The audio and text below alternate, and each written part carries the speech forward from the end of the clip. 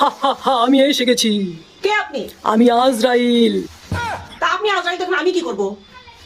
আমি তোমার জান কবজ করতে এসেছি। হ্যাঁ, আপনি আমার জান নিতে আসছেন কেন?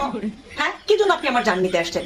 আপনি যদি এখন আমার জানটা নিয়ে নেন, এই যে আমার পুরো সংসার, সামনে ঈদ, দুনিয়ার কাজ, থালা বাসন মাজা, ঘরের কাজ বা প্রত্যেকটা ঘরের কাজ কে করবে?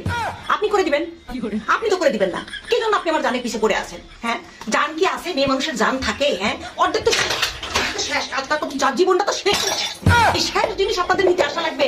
হ্যাঁ, যে সকল মানুষগুলো কাজ করে না, কাম করে না, ঈদের দিনও তাদের ঘুম আসে, একেবারে জীবনের অসুস্থতা নিয়ে ঘুরে আসে, জীবন শেষ, অমুক ধোকা দিছে, তমক ধোকা দিছে, যান না তাদের কাছে। তাদের জানটা নিয়ে দুনিয়া থেকে তাদের উদ্ধার করে। হ্যাঁ, আর আমরা যারা কাজ করে খেটে খাই, আমাদের সারা সংসার অচল, তাদেরকে একটু ব্যস্ত দেন। জান তো জনাব আজরাইল সাহেব, আপনি জান যান। এখন আমার জান দেওয়ার মতো এই সস্তা কাজের মতো টাইম এখন আমার কাছে নাই, অনেক কাজ করতে হবে।